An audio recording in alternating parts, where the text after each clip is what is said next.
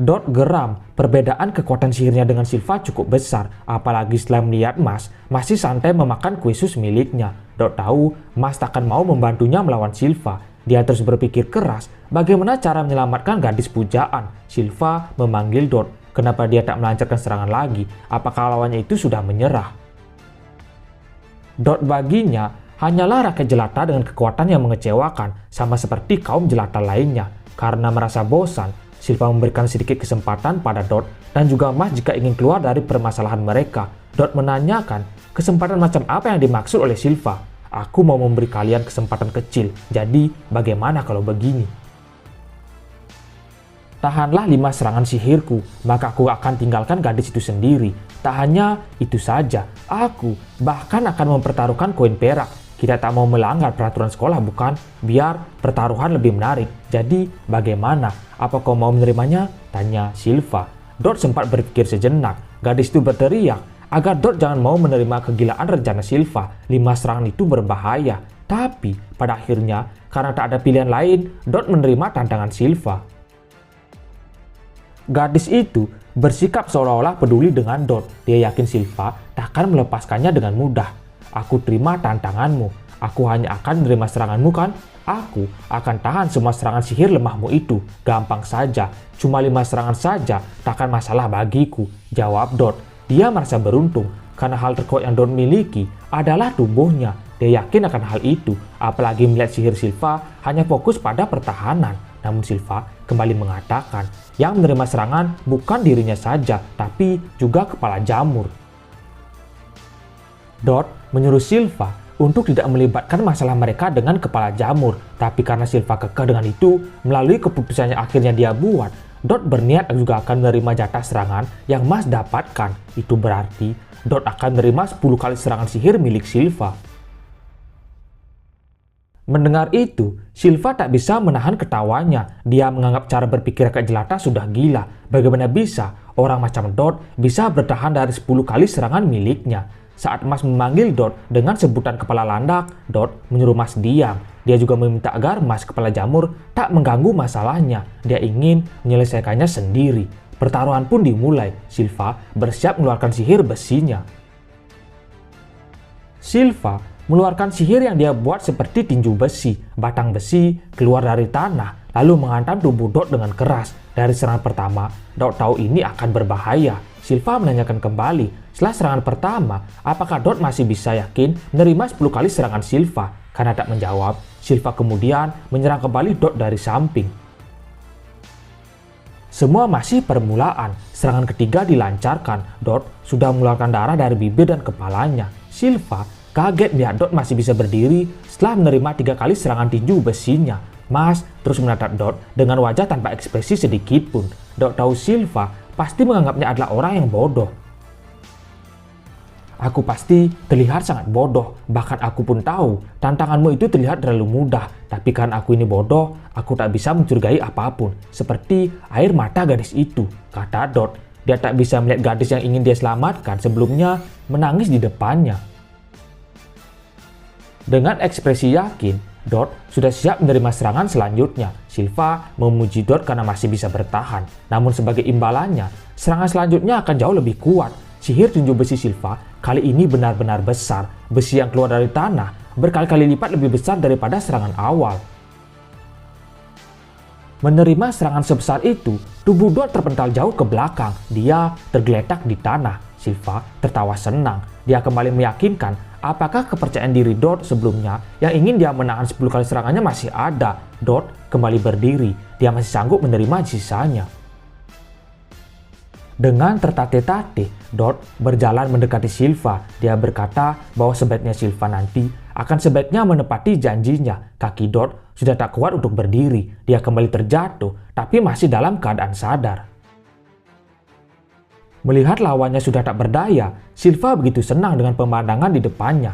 Dasar bodoh, dasar idiot. Maksudku, apakah kau benar-benar sebesar ini bodohnya? Kau kira kau masih bisa berdiri setelah menerima semua seranganku tadi? Ucap Silva. Dot berbicara pada Mas. Dia meminta kepala jamur agar bawa pergi gadis itu, sementara dirinya akan mencoba menahan Silva.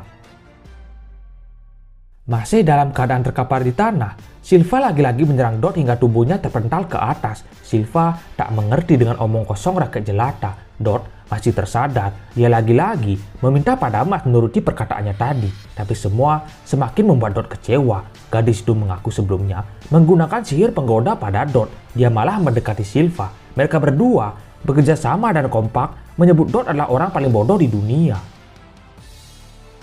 Dasar pecundang, aku benci sekali orang sok sepertimu, ucap sang gadis.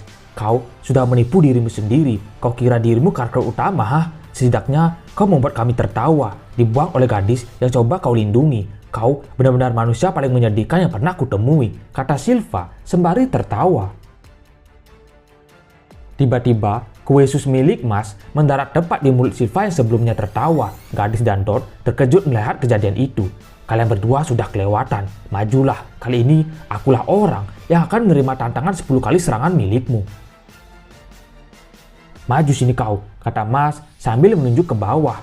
Masih dengan tampang bengong, Silva belum sempat berpikir dengan apa yang terjadi terhadap mulutnya. Tiba-tiba terasa penuh akan sesuatu hingga membuat air liurnya mengalir. Di tempat yang berbeda di dalam hutan, Finn, Irvin, dan Lance mendiskusikan keadaan Mas karena sebelumnya berselisih dengan kakak kelas. Finn dan Irvin yakin Mas pasti baik-baik saja karena dia kuat bahkan mengalahkan seorang profesor. Tapi ada tipe pengguna sihir. Penyihir putih unggul dalam hal pengetahuan dan sihir pendukung. Sihir merah unggul dalam pertarungan. Penyihir merah akan kesulitan melewati tahun pertama mereka. Dan semakin kita melangkah maju, sihir garis ganda semakin menjadi umum. Kalau kalian pikir tak ada lagi yang lebih kuat dari Mas, kalian salah, kata Lance. Kembali ke Mas, dia bersiap melawan Silva. Mendapat mainan raket jelata baru membuat Silva senang. Sebelum menyerang Mas, dia menghampiri Dot yang tergeletak sambil menarik rambutnya. Kau tahu apa yang membuatku jijik? Para pengkhianat sepertimu dan dia. Orang jelata lemah yang berjalan angkuh macam orang penting. Waktu aku menatap sikap bocah angkuh itu, membuatku ingin menghancurkannya. Hingga akhirnya sikapnya mengempis dan menjadi tak berdaya. Ekspresimu akan berubah menjadi ampun. Kasihlah aku ekspresi jelek yang menyedihkan itu. Semua hal tersebut benar-benar membuatku risau, kata Silva senang. Namun, saat dia memegangi rambut Dot dengan kekuatan sisanya, Dot membakar sedikit jubah milik Silva. Merasa geram akan hal itu, Silva menatap tajam untuk mengakhiri Dot. Tiba-tiba, Mas menyerang Silva, tapi berhasil dihindari. Pukulan bertubi-tubi Mas gagal menjangkau Silva. Pria itu melompat ke belakang, menghindari jangkauan pukulannya Mas. Tak hanya menghindar, Silva juga menyerang balik Mas menggunakan sihir tinju besi. Mas tak mampu menghindar dengan sempurna. Wajahnya sedikit tergores oleh sihir besi Silva. Sambil tertawa senang, Silva berkata, "Hahaha, kau pikir bisa mengalahkanku? Aku mendapatkan 2 koin emas di tahun pertama. Aku ini termasuk anak kedua dengan peringkat top. Perbedaan kita terlalu jauh. Kau pikir bisa menyambar begitu saja dan memukulku? Coba saja orang rendahan," ucapnya. Kini, serangan Silva berhasil mengenai Mas. Selain terkena di perut, Mas juga menerima sihir tinju besi di wajah. Silva begitu kegirangan serangannya kini membuat rakyat jelata bisa menerima kenyataan. Tapi kesenangan itu hilang. Mas mulai serius. Dia menahan sihir tinju besi milik Silva dengan tangan kosong. Mas sudah tahu dan melihat apa saja yang bisa sihir Silva lakukan. Sembari mengucapkan mantra aneh yang dia tahu dari buku fitness tentang gerakan jari. Mas kembali menerjang Silva. Silva tertawa. Sihir macam apa yang barusan diucapkan oleh Mas? Resep balista buku jari. Apa-apaan nama sihir itu. Namun, tertawanya berubah menjadi heran. Pertahanan besi yang dia buat dengan mudah dipukul oleh Mas hingga hancur berkeping-keping. Setelah menghancurkan pertahanan besi Silva, dengan kuat, Mas menghantam wajah lawannya itu hingga terbang ke belakang. Serangan pukulan Mas benar-benar kuat. Silva nampak ambruk tapi masih berusaha bangkit lagi. Dia kini kesal, marah, serta geram melihat tingkah Mas. Aku mendapat 2 koin emas saat kelas 1. Di kelas 2, sihir milikku yang terbaik di kelas. Sekuat itulah aku, teriak Silva. Dia menyerang balik Mas menggunakan sihir besar. Banyak besi keluar dari tanah, mengerubungi arena pertarungan mereka berdua. Lagi-lagi, semua sihir besi milik Silva dihancurkan dengan mudah oleh Mas. Dia menghantam perut Silva dengan tinju. Silva tak berdaya. Kekuatan pukulan Mas benar-benar mengerikan. Hanya dengan 2 pukulan saja membuat Silva meringkuk kesakitan. Tubuhnya tak bisa lagi menerima pukulan Mas. Ada apa dengan pria ini? Kenapa aku tak bisa menang? Aku harus bangkit, tapi tubuhku sudah mencapai batas. Tak bisa lagi menerima pukulan seperti tadi, gumam Silva. Merasa musuhnya belum siap kembali bangun, Mas menjauh. Dia duduk di akar pepohonan sambil mengepalkan tangan. Mas menunggu Silva bangun.